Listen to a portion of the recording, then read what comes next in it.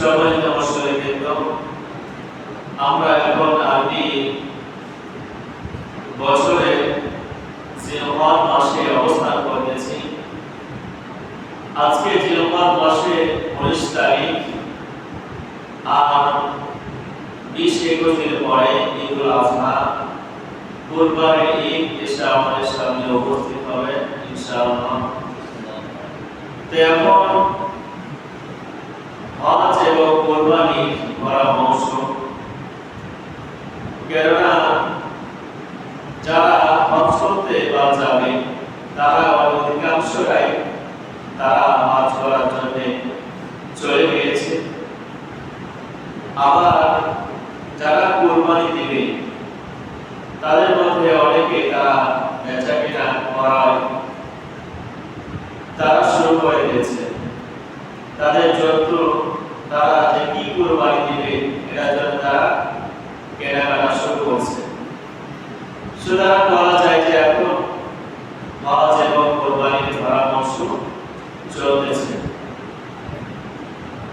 রাসূলুল্লাহ সাল্লাল্লাহু আলাইহি ওয়াসাল্লাম তিনি তার জীবনে কয়টা হজ করেছিলেন, কতগুলি হজ করেছিলেন, ওমরা কয়টা করেছিলেন, আর হজ ফরজ হজ তিনি কয়টা করেছিলেন,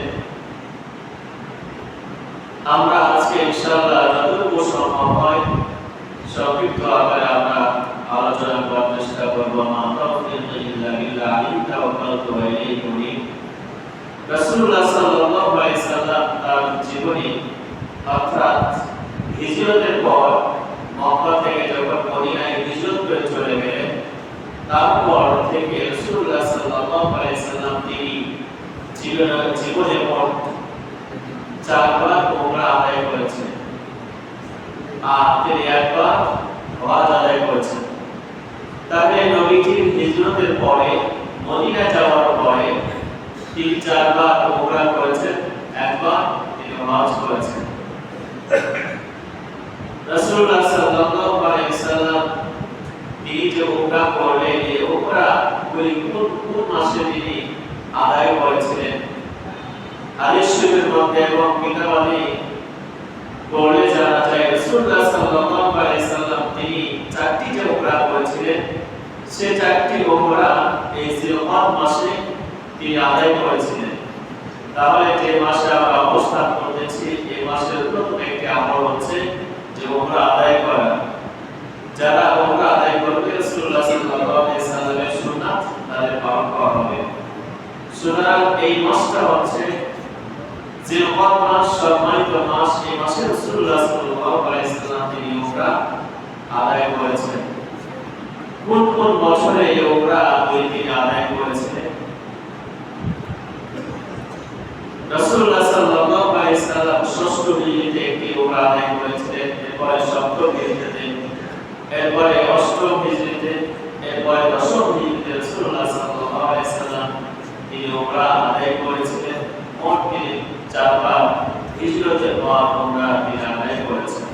তো রাসূলুল্লাহ সাল্লাল্লাহু আলাইহি ওয়াসাল্লাম তিনি 6ষ্ঠ হিজরিতে উমরা আদায় করেছেন, যেটাকে হুদাইবিয়া উমরা বলা হয়।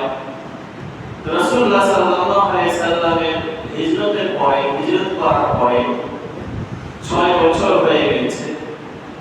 রাসূলুল্লাহ সাল্লাল্লাহু আলাইহি ওয়াসাল্লাম তিনি একদিন স্বপ্নে দেখলেন যে তিনি মক্কায় গিয়েছেন, সেখানে যাওয়ার পরে তিনি উত্তর পূর্বে উমরা তিনি সম্পন্ন করেছেন, আদায় করেছেন। রাসূলুল্লাহ সাল্লাল্লাহু আলাইহি ওয়াসাল্লামের স্বপ্নের কথা সাহাবায়ে কিরামদের সাথে তিনি বর্ণনা করলেন। সাহাবায়ে কিরাম রাসূলুল্লাহ সাল্লাল্লাহু আলাইহি ওয়াসাল্লামের স্বপ্নের কথা শুনে তারা তাদের মনের মধ্যে আগে থেকে কাবা জিয়ারত, মক্কাতে জন্মভূমি যেখানে তারা জন্মগ্রহণ করেছে সেখানে আসার জন্য তারা অধীর আগ্রহে উদ্গ্রীব ছিলেন। তাই রাসূলুল্লাহ সাল্লাল্লাহু আলাইহি ওয়াসাল্লামের সেই ইচ্ছা অভিপ্রায় কথা শুনে সাহাবায়ে কিরামরা প্রস্তুতি গ্রহণ করলেন যে আমরা রাসূলুল্লাহ সাল্লাল্লাহু আলাইহি ওয়াসাল্লামের সাথে মক্কায় যাব উমরা করার জন্য। এজন্য সাহাবায়ে কেরাম সবাই রাসূলুল্লাহ সাল্লাল্লাহু আলাইহি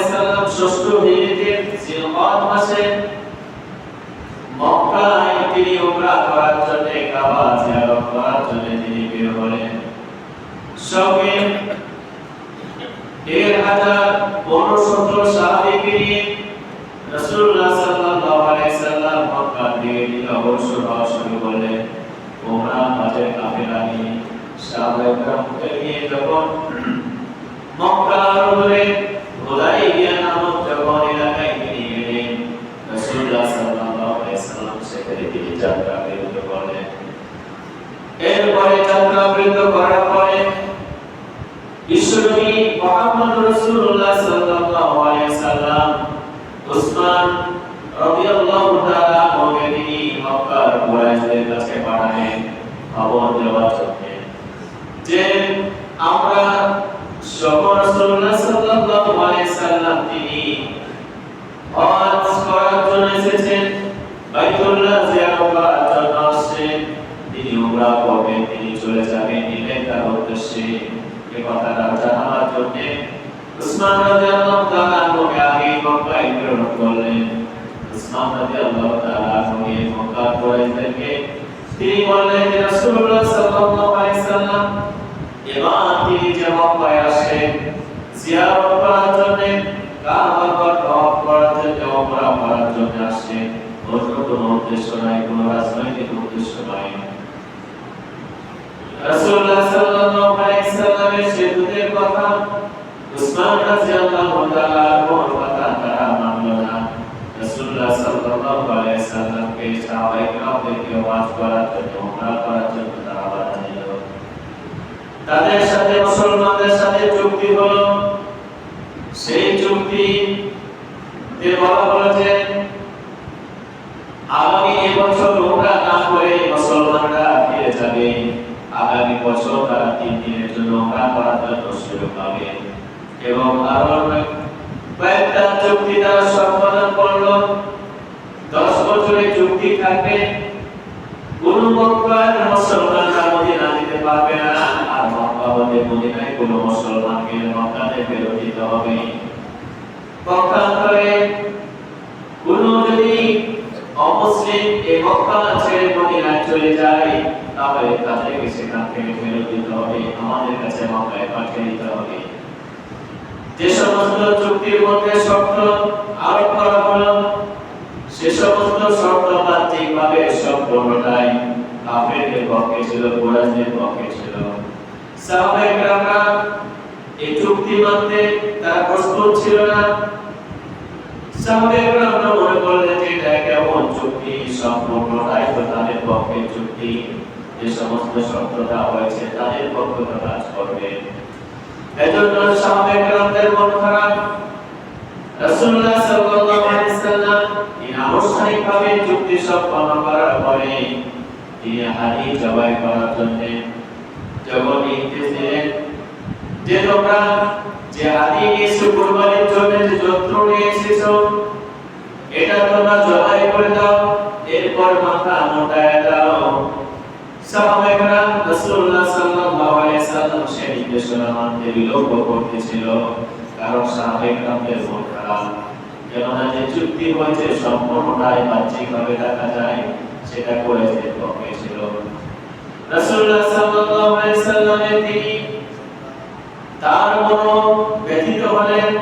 ব্যথিত হওয়ার পরে তিনি তার অন্তর মহলে গেলেন, তার বিবিকে সঙ্গে করে নিয়ে গেছিলেন হজের সফরে। উম্মে সালমা রাদিয়াল্লাহু তাআলা ওর কাছে নবীজি গেলেন। সেখানে যাওয়ার পরে উম্মে সালমা রাদিয়াল্লাহু তাআলা আনহা নবী সাল্লাল্লাহু আলাইহি সাল্লামের মন খারাপ দেখে তিনি জিজ্ঞাসা করলেন, ও আল্লাহর রাসূল আপনার মন কেন খারাপ? তখন রাসূলুল্লাহ সাল্লাল্লাহু আলাইহি সাল্লাম সে ঘটনা বললেন যে আমি সাহাবীদেরকে নির্দেশ দিচ্ছি যে তোমরা কুরবানির পশুগুলোকে জবাই করে দাও, মাথা মোটায় দাও, কষ্ট করে। কিন্তু সাহাবায়ে কেরামরা তাদের আমার এই নির্দেশনা তারা মানতে বিলম্ব করতেছে। তখন রাসূলুল্লাহ সাল্লাল্লাহু আলাইহি সাল্লামকে উম্মে সালমা রাদিয়াল্লাহু তাআলা আনহা তিনি নবীজিকে বললেন, ও আল্লাহর রাসূল আপনি তাবুত থেকে ঘর থেকে বের হয়ে যান, এই আপনি নিজে আপনার পশুগুলি কুরবানি করে দিন এবং মাথা মোটায় নিন। এরপর দেখবেন সাহাবায়ে কেরামরা তারাও করতে শুরু করেছে। তারা তাদের পশুগুলোকে জবাই করতে শুরু করবে, তাদের মাথা মোটায় নেবে। রাসূলুল্লাহ সাল্লাল্লাহু আলাইহি সাল্লাম যখন বের হয়ে আসলেন, আসার পর যখন তার উট যখন কোরবানি করলো এবং রাসূলুল্লাহ সাল্লাল্লাহু আলাইহি সাল্লামের মাথা যখন মোটায় ফেলল, তখন সাহাবায়ে কেরাম রাসূলুল্লাহ সাল্লাল্লাহু আলাইহি সাল্লামের দেখা দেখি তারা কোরবানি করা শুরু করলো। রাসূলুল্লাহ সাল্লাল্লাহু আলাইহি সাল্লাম তিনি এই অসম্পূর্ণ উমরা সমাপ্ত করে তিনি মদিনায় চলে যাচ্ছেন। তিনি মদিনার পথে রওনা হচ্ছেন।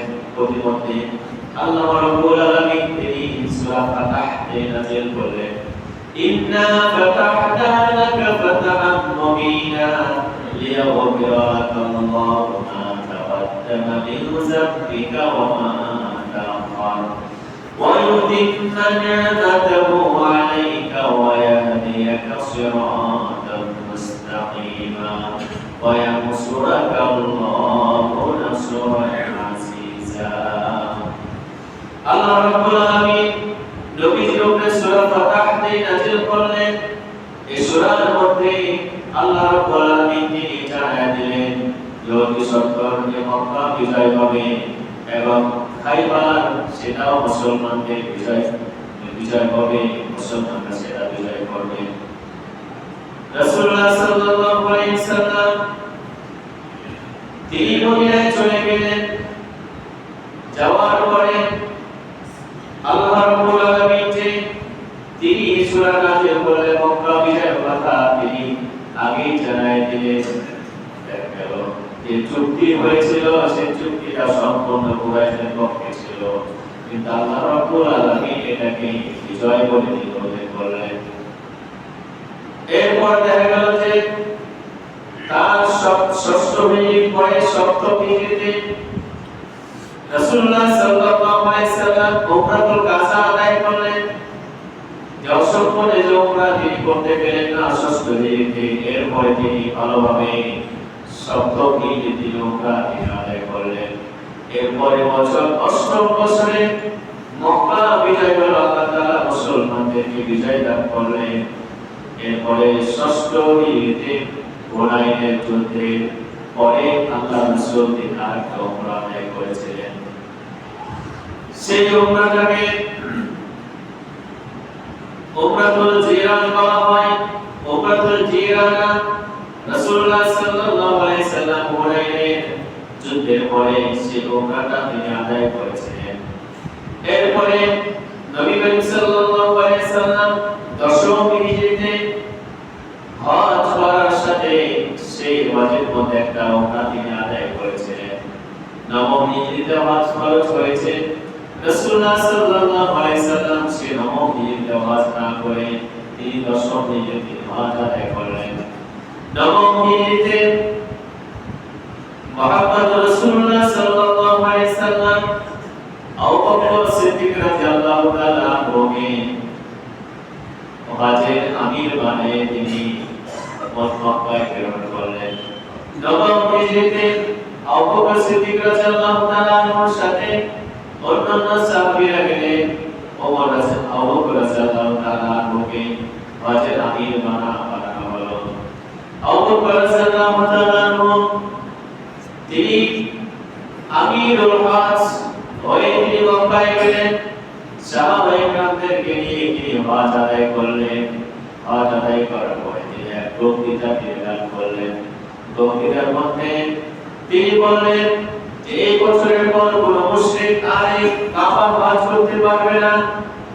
নগ্ন অবস্থায় কেউ এই কাবা শরীফের হজ আদায় করতে পারবে না।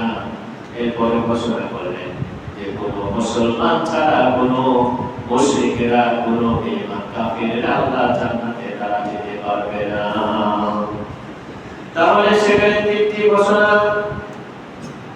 যে কোন মুশরিক এরপর থেকে আজকের পর থেকে বছরের পর থেকে সামনের বছর থেকে কোন মুশরিক হজ আদায় করতে পারবে না।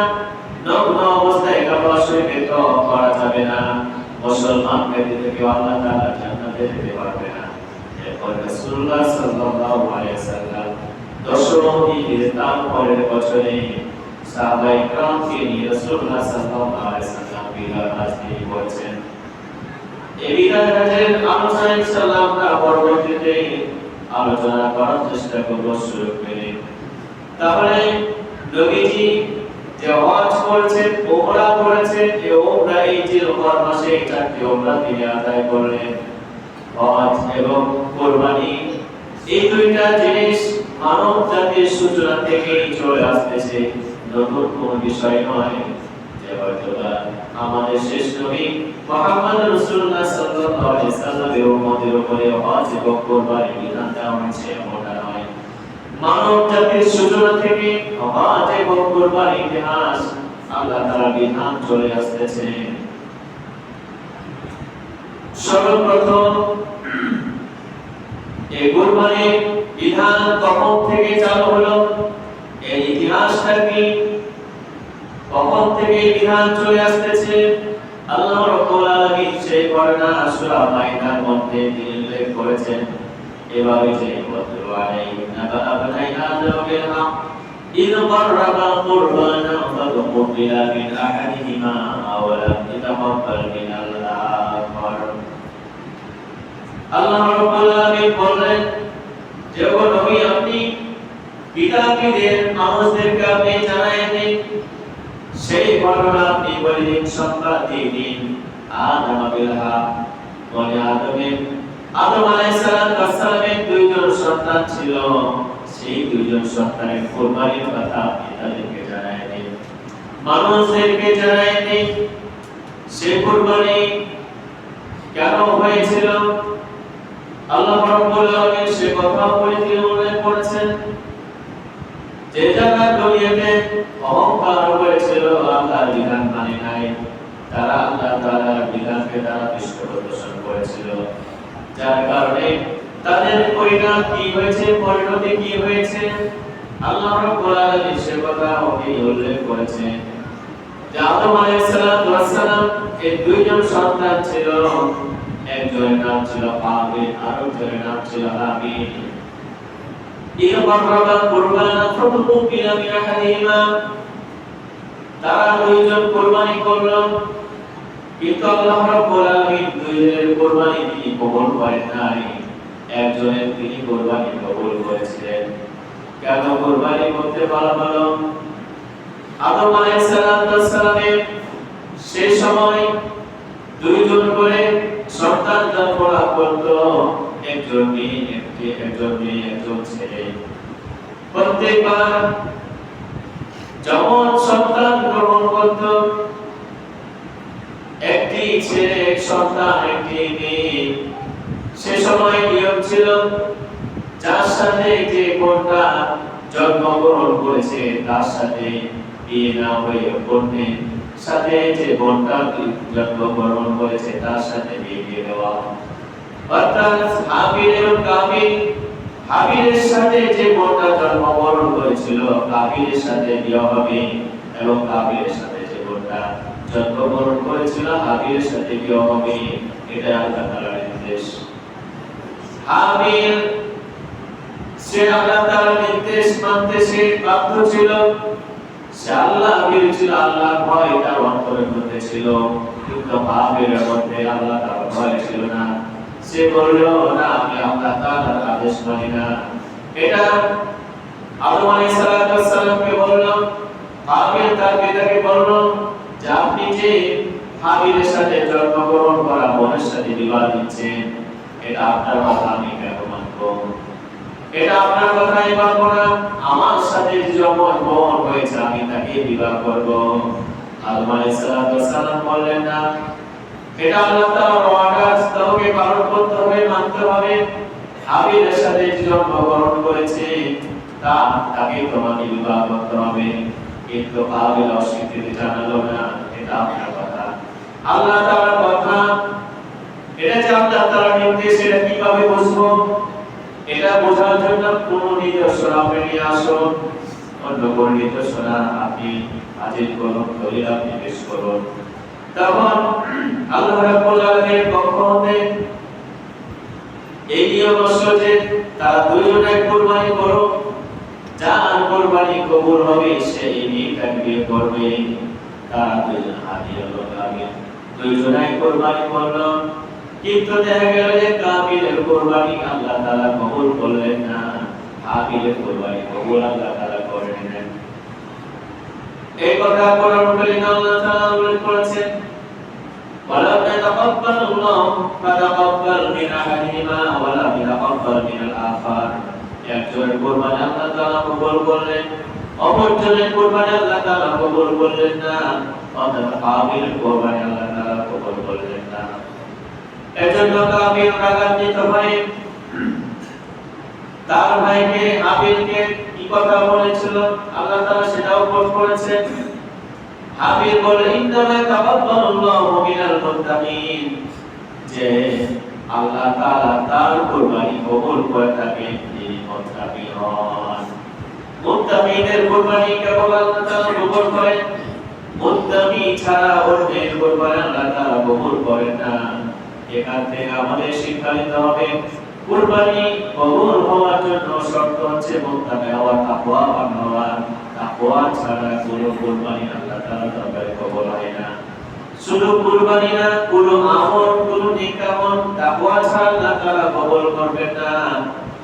যখন হাবিল সে বিনয়ী ছিল, নম্র ছিল, ভদ্র ছিল, সে তার ভাইকে বলল, ভাইকে বলাই কাসাতা ইলাইয়া ইয়াদাকারি তাকতুলানি মা আনা বিবাসিতি ইলাইকা ইয়াকতুলা। তুমি যদি আমাকে রাগান্বিত হয়ে আমাকে হত্যা করার উদ্দেশ্যে যদি আমার দিকে হাত বাড়াও, আমার বিরুদ্ধে হত্যা করো, তাহলে তুমি জেনে রেখো মা আনা বিবাসিতি ইলাইকা ইয়াকতুলা, আমি তোমাকে হত্যা করার জন্য আমার হাত তোমার প্রতি আমি প্রসারিত করব না, অর্থাৎ আমি তোমাকে হত্যা করব না। তুমি আমাকে হত্যা করতে পারো, তোমার কোরবানি কবুল হয় না, যার কারণে তুমি আমাকে হত্যা করবে, কিন্তু তুমি জেনে রাখো তুমি আমাকে হত্যা করলেও আমি তোমাকে হত্যা করব না। রাসূলুল্লাহ সাল্লাল্লাহু আলাইহি ওয়াসাল্লাম তিনি হাদিসের মধ্যে বলেছেন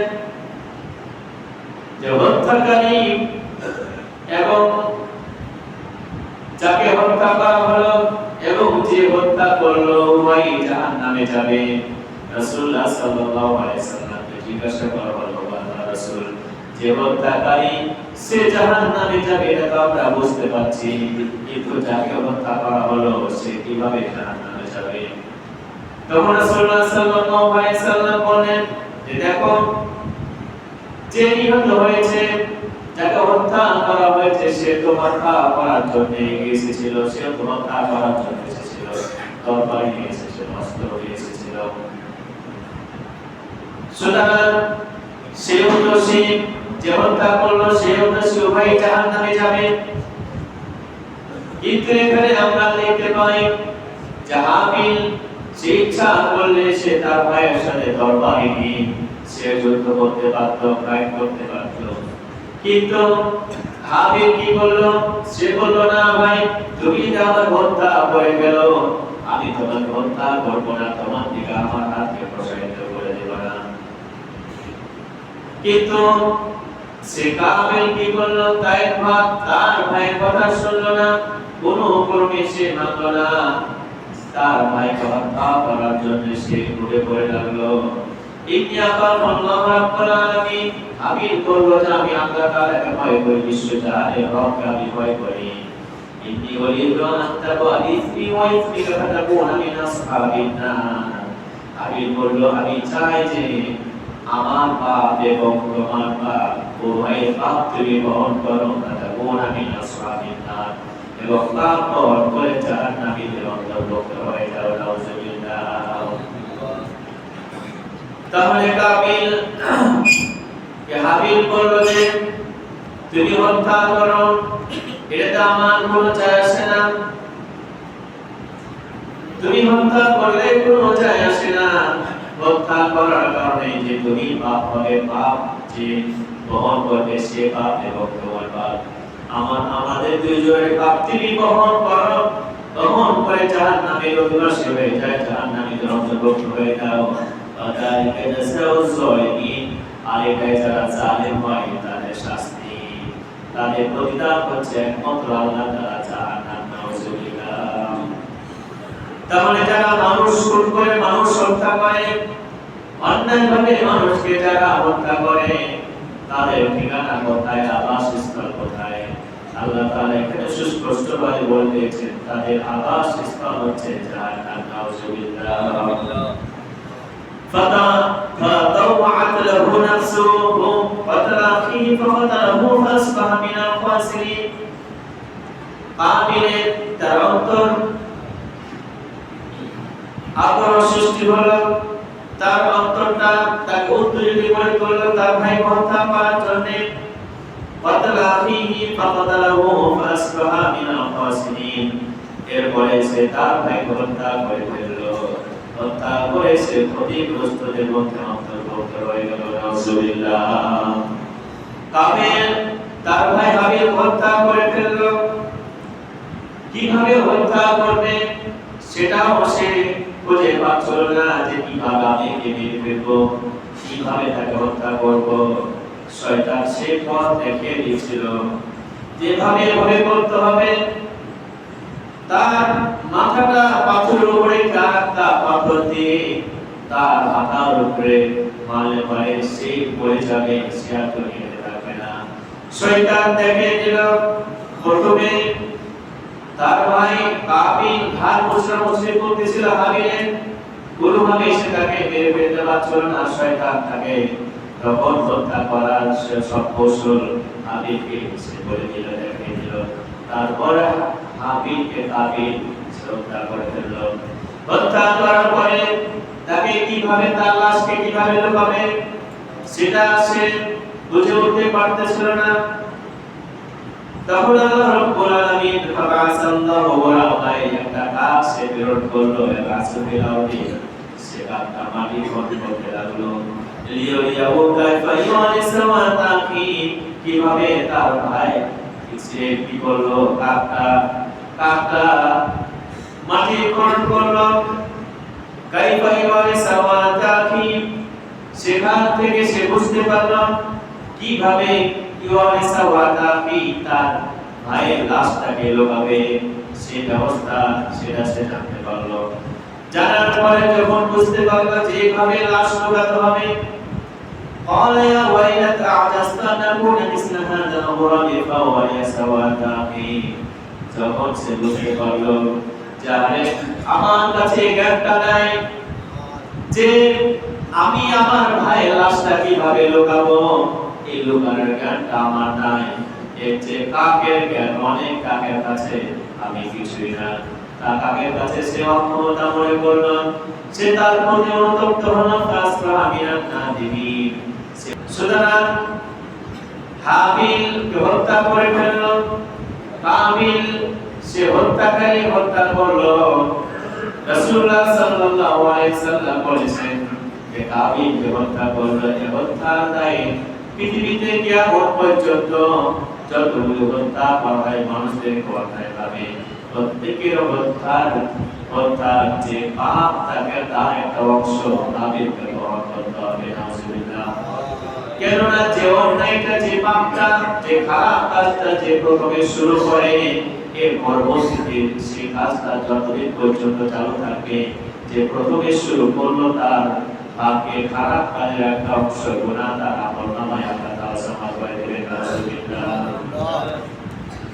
আল্লাহ রাব্বুল আলামিন এরপরে বলেছেন কাতাবনা বিনাজি যালিকা কাতাবনা আলা বানি ইসরাঈলা আন্নাহু মান কাতালা নাফসান বিগাইরি নাফসিন আও ফাসাদিন ফিল আরদি ফাকান্নামা কাতালা নাফসানিয়া ওয়া মান আহইয়াহা ফাকান্নামা আহইয়া নাফসানিয়া।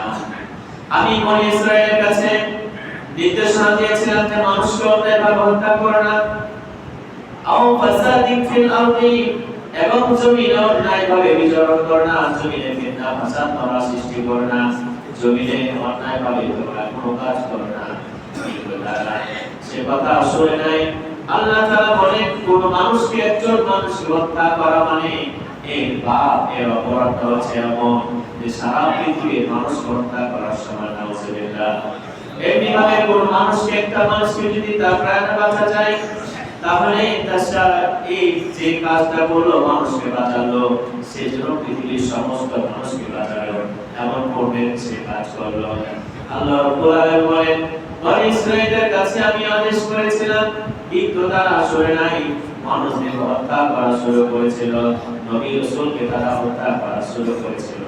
এখন আমরা দেখতে পাই যে বনী ইসরাঈল এবং ইহুদিরা, খ্রিস্টানেরা মানুষকে কিভাবে অন্যায়ভাবে তারা হত্যা করছে, মানুষের প্রতি কিভাবে জুলুম করতেছে। যারা অন্যায়ভাবে জুলুম করে হত্যা করে, তাদের ঠিকানা জাহান্নাম, জাহান্নামে যাবে। আল্লাহ রাব্বুল আলামিন তাদেরকে দুনিয়া থাকা অবস্থায় তাদেরকে লাঞ্ছিত করে দিয়েছিল করেন। আমরা দোয়া করি বর্তমান সময়ে যে রাষ্ট্রটি অন্যায়ভাবে মানুষদের হত্যা করছে, আপনি ইসরাইল, আমরা আল্লাহ তাআলার কাছে দোয়া করি, বলতে সত্য যেন আমরা দেখতে পাই, আমাদের সুযোগে আল্লাহ তাআলা দেখায় যে আমেরিকা নামক রাষ্ট্রটা খন্ড খন্ড টুকরা টুকরা হয়ে গেছে, আর ইসরাইল নামক রাষ্ট্রটা পৃথিবীর মানচিত্র থেকে মুছে গেছে। আল্লাহ তাআলা যেন আমাদের সকলকে সেই সচক্ষে সেই দৃশ্য দেখার তৌফিক দান করেন। আল্লাহুম্মা আমিন। ইনশাআল্লাহ পরবর্তীতে আলোচনা হবে, আমরা শোনা করে শোনা